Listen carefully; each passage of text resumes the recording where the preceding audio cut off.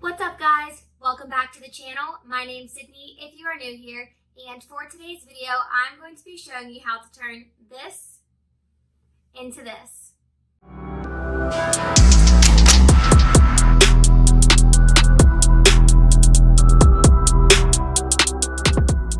So the first thing you're going to want to do is put your sweatshirts into the washer and then pour just a little bit of detergent in there with them. Once you've done that, turn the dial all the way to cold, and then I like to wash mine on delicate. When the sweatshirt is done washing, do not dry it. Take it out of the washer and then lay it onto some form of tarp, or in this case, I'm using a trash bag. Next, what you're gonna do is just tuck the strings in. I personally don't like dye on mine, so I tuck them in so that way I don't end up accidentally dyeing them. And then I just use the scrunch method. So you're going to start at the bottom of the sweatshirt and just start scrunching it together. And then this is where you're going to need your rubber bands. Take your rubber bands, and as you scrunch it up, just start sectioning it off.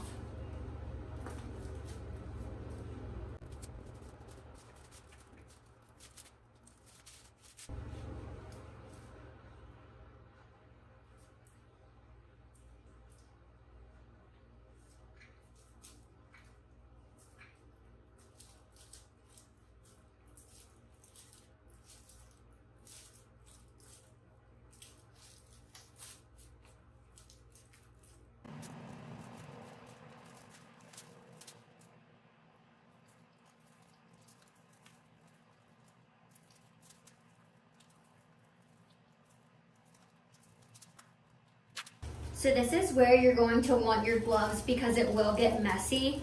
And I got my dye off of Tulip directly because Joann's and Michael's was out, and same with Amazon, or it was going to take too long. So I recommend going directly through the Tulip website, but it did, however, take about a month, so just keep that in mind because everyone is tie-dyeing during quarantine. So for this sweatshirt, I'm using 2 different colors of dye. So what I like to do is I like to take the first color of dye and then treat the sweatshirt almost in sections. And make sure that you peel apart where the rubber bands are and where it's scrunched up a lot, because you're going to want to get down inside of the fabric and not just on the surface. Otherwise, you're going to have a lot of white spaces.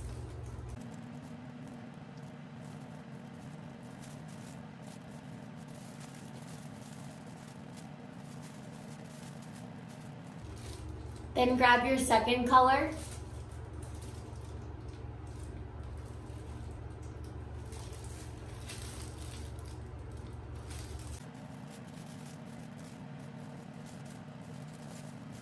Then once you've got it looking how you think you're going to want it on the front, flip it over to the back and do the exact same.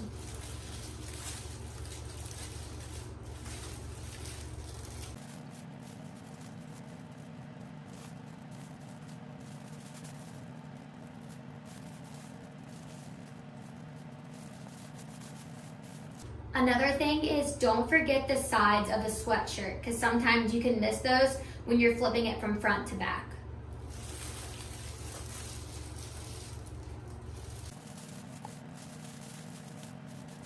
Once you think you got it all, just let it sit overnight or for about 6 to 8 hours. After it's done sitting, you're going to want to cut all of the rubber bands off of the sweatshirt.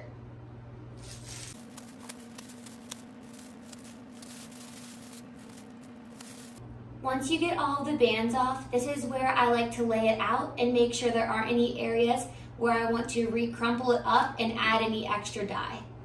If you choose to add any extra dye, just do the exact same method where you crumple it up with the rubber bands and then let it sit for about 6 more hours so it just soaks in really well. I'm really happy with this one though, so I'm going to go ahead and rinse it. Before we wash it, we need to rinse some of the excess dye out. So you're going to lay it down in a shower or some sort of tub or a sink, whatever you have available, and you're going to want to run some cold water over top of the sweatshirt to let the dye run out.